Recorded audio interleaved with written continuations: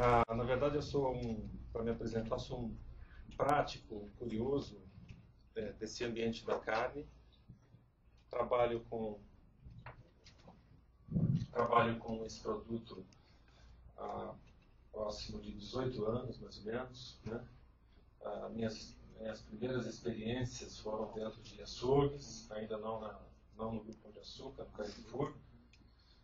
Vivenciei aquele modelo do garantia de origem, onde eu aprendi bastante com o Arnaldo, com as pessoas lá da Europa que me ensinaram várias coisas, não escondo de ninguém. Era um tempo de desossa, né, na loja, e os frigoríficos dos quais eu preferia comprar, via de regra, era sempre o GJ, que tinha uma boa carne. Naquele momento eu já começava a aprender o que era rendimento, né? Comprava, pagava um pouco mais caro por esse produto, mas eu já tinha uma resposta de alta qualidade, uma carne de boa performance, e dessa forma então eu fui aprendendo a trabalhar nesse mercado. Depois de 8 anos lá, praticando isso nas lojas, estou no Pão de Açúcar vai fazer 10 anos agora, e tenho algumas experiências aqui para mostrar. O nosso trabalho já tem, em 2007 a gente iniciou os primeiros abates, e nós já estamos aí com 2.100 toneladas por ano, não por mês. Para o meu gosto seria por mês ou por semana, né? A qualidade ela cabe em qualquer lugar e a qualidade é mais barata do que a falta dela. Então, quais foram os objetivos desse produto quando a gente começou a fazer nascer esse programa?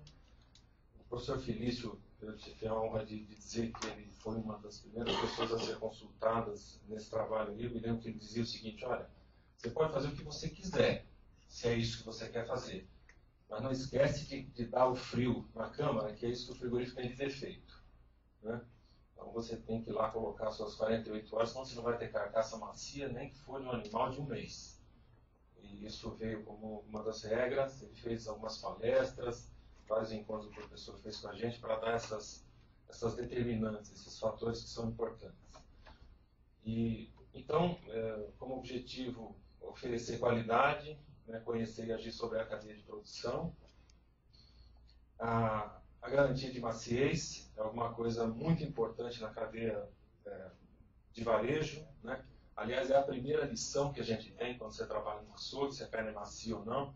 Aprendi também, a prática me ensinou que a quantidade de gordura, quando você reduz, isso é observado sobretudo nas carnes de dianteiro, que já tem menos gordura, também é uma prática bem sucedida, né? A gente chegamos a tirar, em cortes especiais, cerca de 25% do produto, ele vira preço, né? Você tira essa gordura, você volta com esse valor para o custo, e acaba sendo um preço de partida 25% mais em algumas épocas do ano, para você fazer cortes especiais. E carne moída também é uma carne que a gente tira e garante teores baixíssimos de gordura. É um produto que também vende muito bem, a gente ganha com isso. A outra coisa, outro atributo, facilidade no preparo da carne. Aqui é um esquema, né, só para a gente entender como é que funciona. O Pão de Açúcar, então, ele tem essa demanda. O material genético da Rúbia Galega, que a gente chama, que é a raça, ele vai até o pecuarista com um acompanhamento técnico. Vai também a metodologia de produção, através do zootecnista. A nota fiscal da carcaça quente, vocês estão vendo ali, ela parte do frigorífico. A gente diz para o frigorífico: olha, pague então, deu R$96, R$96 que vai pagar para machos e fêmeas, no preço exalc máximo da região. Então o frigorífico emite a nota da carcaça, a gente paga essa nota da carcaça, mais a mão de obra dele. O pecuarista então envia seus animais para o frigorífico.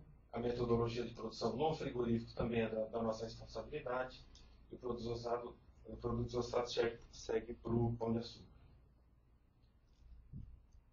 Para cada uma dessas fases também há um acompanhamento, que a gente nunca teve nenhuma ocorrência ou nenhuma reclamação ou mesmo aquele vizinho, ou mesmo aquele gestor de alguma loja, esse produto está espalhado pelo Brasil inteiro. Até em Natal a gente tem esse produto sendo vendido. Então, se tivesse acontecido alguma coisa, alguém levou um contrafilé para casa, de repente viu que não estava macio, ou alguma coisa assim, não tivemos nenhuma ocorrência até agora. E olha que a gente liga para as lojas para tentar saber se é isso mesmo, se é a quantidade de carcaças que você quer, porque a gente, imaginem vocês, a gente fatura para as lojas por boi. Né?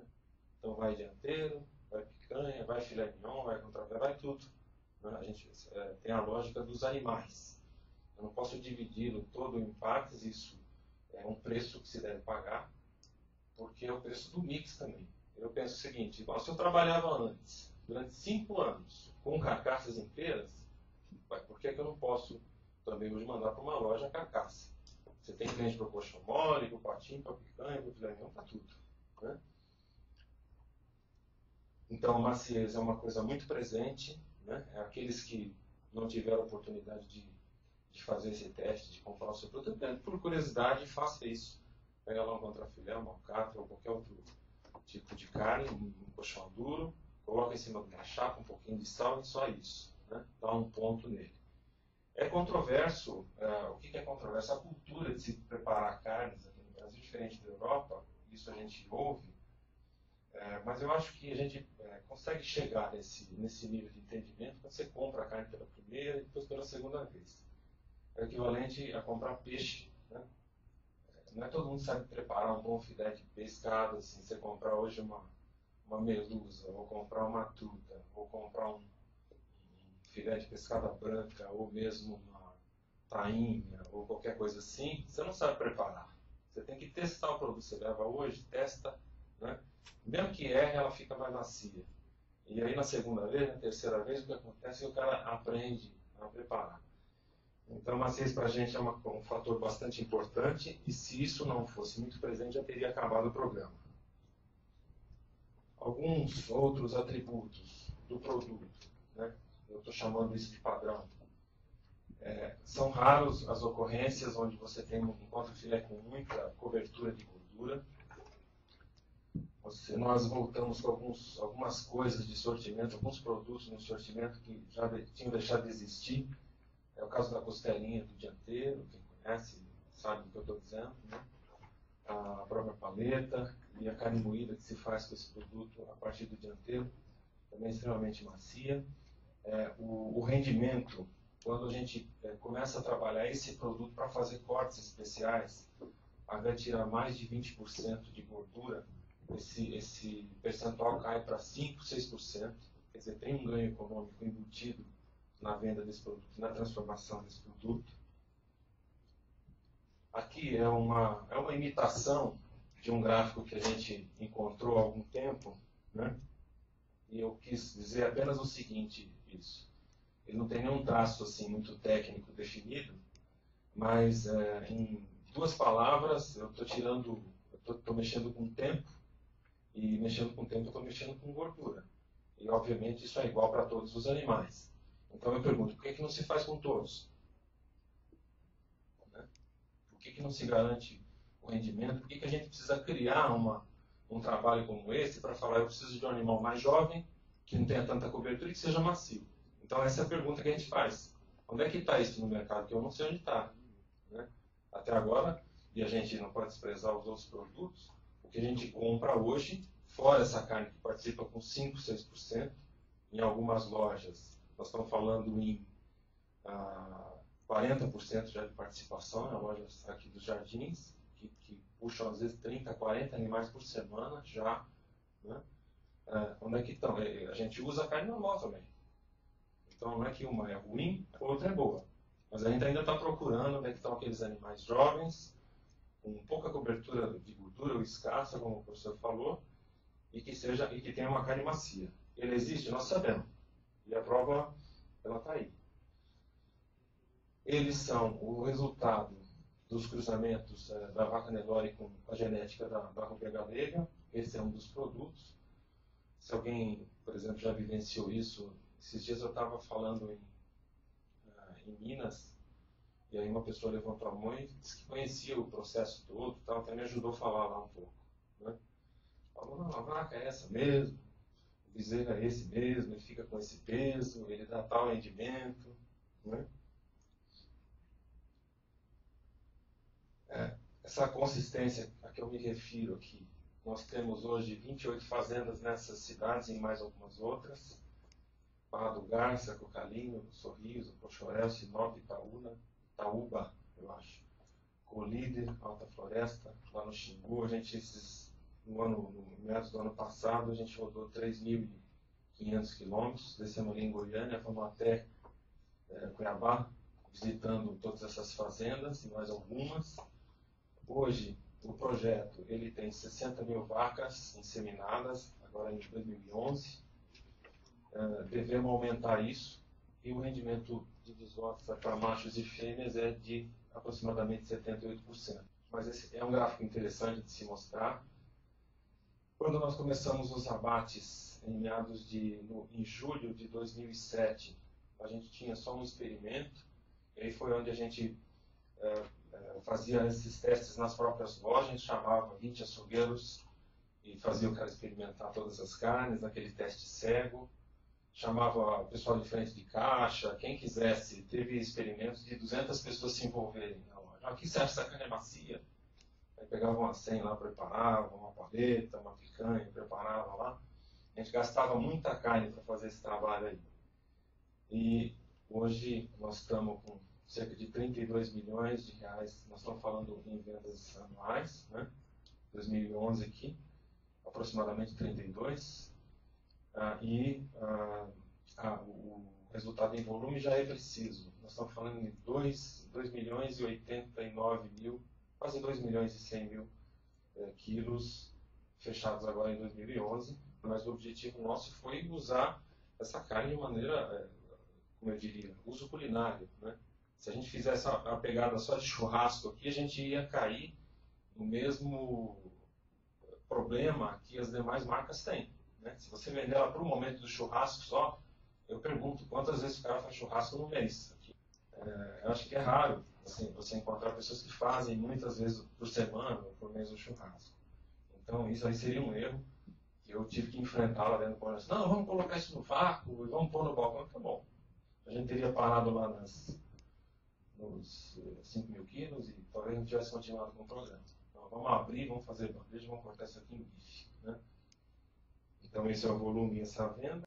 A rastreabilidade, como eu já falei, ela não é um fim em si mesmo, mas ela tem nos ajudado a entender se existem os problemas e onde eles estão. E com isso eu finalizo aqui a minha apresentação e estou aqui aberto para as suas perguntas. Muito obrigado. Difícil não.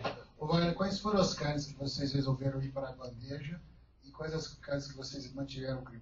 Não, por exemplo, colchão duro, colchão mole? Todas elas. Todas elas. A gente não fica nenhuma em vácuo. Nem a carne grill? Não, nada. A gente fatia tudo. O frigorífico, alguém quiser me desmentir aqui, pode falar.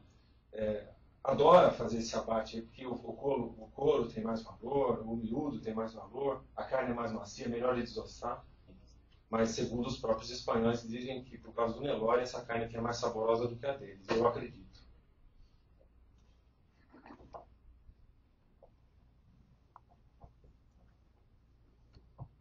Wagner. Oi. Eu, na realidade, gostaria de fazer um testemunho que, durante esses anos todos de luta para melhorar a interlocução, consumo, mercado, produtor, etc., possivelmente a experiência mais funcional que eu tive a oportunidade de participar foram os inúmeros abates que nós fizemos para esse projeto, na época do Independência. Uma relação simples, logisticamente fácil, entra boi casado, sai boi casado, a precificação honesta e muito bacana. Na verdade, é mais uma mensagem de apoio e parabenizando o seu trabalho. O preço do produto final, ela fica 10, 15%. Tem cortes que você pode jogar até 25% a mais, porque você tem um filé mignon só, uma loja que pega um animal ou dois, você tem 2 ou 4 peças de filé mignon. Se você deixar no preço do normal, você fica sem em 2 horas. Eu sou um que passo lá e compro os 4. O rendimento do animal vivo para a carcaça. Desossa. Rendimento de desossa. Então, quanto seria? Você tem noção de quanto seria? Então, esse animal hoje dá 180, 190 quilos, 180 na média, 185 quilos de carne por animal. De carcaça, então, com osso. Isso de carne. De carne. Carne por animal. Né? Para me responder, mas para o supermercado, o que é melhor? Como é que você compara a rentabilidade de carne commodity, natura, TAEC, embalada ou carnes com marca no vácuo? Em 2 palavras, a carne com marca no vácuo, a gente tem 20% de rentabilidade. Só que eu já passei esse volume de todas, se você somar todas as carnes com vácuo que existem aí há 30 ou 40 anos, eu posso dizer as marcas aqui, não teria sentido dizer. Se você pegar os volumes acumulados de todas as bandeiras, ao longo de todos esses anos que elas se construíram, a gente já passou isso daí de longe no volume. Então, você ganha 20% em cima disso. Isso aí representa uma contribuição pífia, um negócio que não tem nem comparação. Wagner, muito obrigado por mais uma ótima palestra, abrindo aí, apresentando. Acho que uma das coisas também que a gente está conseguindo trazer aqui é aumentar esse diálogo, aumentar esse contato, aumentar essa conversa entre os diferentes setores e diferentes elos da cadeia. Isso é uma coisa bastante difícil de fazer. Agradeço a sua disponibilidade. Eu que agradeço o convite.